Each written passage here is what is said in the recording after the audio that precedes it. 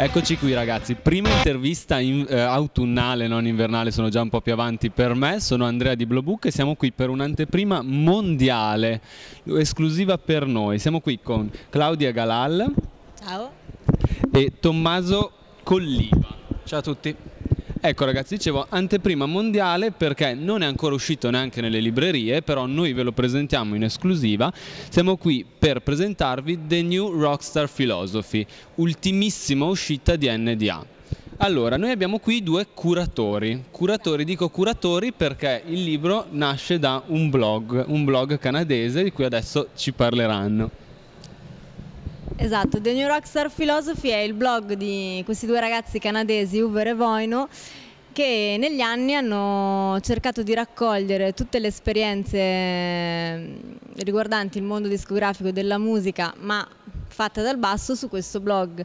E alla fine la mole di informazioni era diventata talmente grande che hanno deciso di raccoglierla in un libro che potesse spiegarlo chiaramente e fosse tutto insieme, pronto da leggere per chi lo volesse. Ovviamente il blog ha il pregio di essere in continuo aggiornamento, cosa che il libro non è, però comunque rappresenta già un buon inizio per affrontare certi argomenti importanti. Esattamente, quindi un libro che adesso possiamo dirlo si pone quasi come una guida pratica per chi vuole iniziare a fare musica o comunque vuole migliorare il suo modo di fare musica a 360 gradi. Spiegateci un po' in cosa consiste questo concetto di guida pratica, appunto. Ma più che altro nasce anche dall'idea che essere una guida pratica, ma non offrire solo una guida pratica al giorno d'oggi, con l'aggiornamento anche che ha la situazione musicale mondiale, è impossibile che fornisca soluzioni, quindi la guida pratica deve solo far riflettere le persone e deve fornire degli strumenti affinché, se cambia il social network di turno o cambiano i metodi di produzione, passano da un sito all'altro, da un formato all'altro, bisogna essere pronti ad imbracciare il nuovo formato, pronti ad imbracciare il nuovo social network. Quindi non è una guida pratica nel senso faccio A, poi faccio B e allora arrivo al successo, al fondo del libro. Anzi, il prerequisito essenziale è proprio capire che quello che significa ora come ora avere successo nel mondo musicale, che è sostanzialmente costruirsi e mantenere una propria fanbase, e quindi è un percorso che non finisce mai. E sostanzialmente è un ottimo libro che permette a tutti in maniera abbastanza sistematica di riflettere su ciò che vuole dire essere musicista oggi e occuparsi di conseguenza della propria produzione e della propria distribuzione, che è praticamente un obbligo di ogni musicista al giorno d'oggi. Non è un caso, scusa se aggiungo una cosa, che il sottotitolo che abbiamo scelto noi in italiano, che in inglese non c'è, è Manuale di autoaiuto per musicisti. Nel senso, è una guida pratica, sì, ma più che altro che ogni musicista o comunque chi vuol far parte di questo mondo può usare come spunto per aiutare se stesso e per diventare più partecipe di una certa, tra virgolette, comunità, che quindi può progredire. Perfetto ragazzi, facendo un passo indietro, hai giustamente detto tu auto, è una parola un po' che caratterizza in questi giorni qui a Faenza, autoprodursi, autoproduzione. Cosa vuol dire ad oggi fare autoproduzione? Cosa vuol dire in Italia, visto che voi avete localizzato questo libro per un pubblico italiano, e anche perché farlo?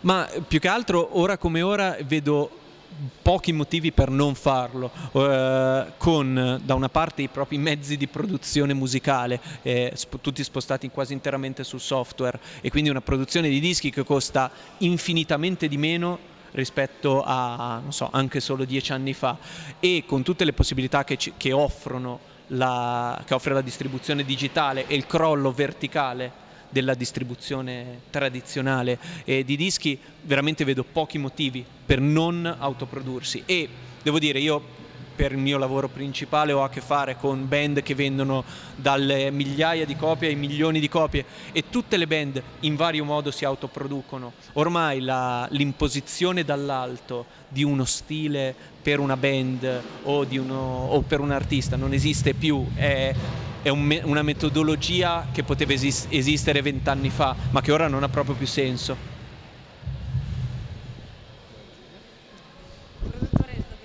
È stato più che esauriente, direi. Adesso veniamo a un argomento che è molto caro a noi di Sherwood.it, ovvero il rapporto con la multimedialità e in particolare col social network.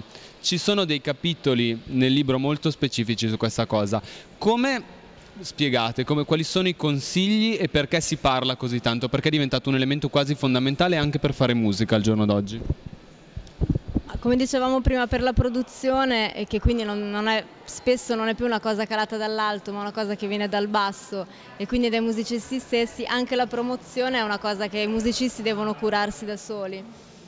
E oggi come oggi i mezzi più semplici da utilizzare e che tutti hanno a disposizione sono i social network e internet, sia video che anche semplicemente un blog per tenere la propria fanbase costantemente aggiornata di quello che si fa e per regalargli qualcosa in più anche. E quindi è fondamentale che siano proprio i musicisti stessi a seguire passo passo la loro promozione attraverso ogni mezzo che hanno a disposizione, e ovviamente questo è il più economico, quindi bisogna sfruttarlo in tutti i modi. E poi è un aspetto che è sempre in evoluzione e quindi offre sempre nuove possibilità. Perfetto. Per chiudere un attimo questa nostra intervista, giustamente voi avete detto che siete curatori e che tutto nasce da questo blog canadese, però anche il vostro lavoro non finisce sulle preziosissime pagine di questo libro, ma in anteprima diciamo che continuerà. Come continuerà ce lo spiegate immediatamente, immagino.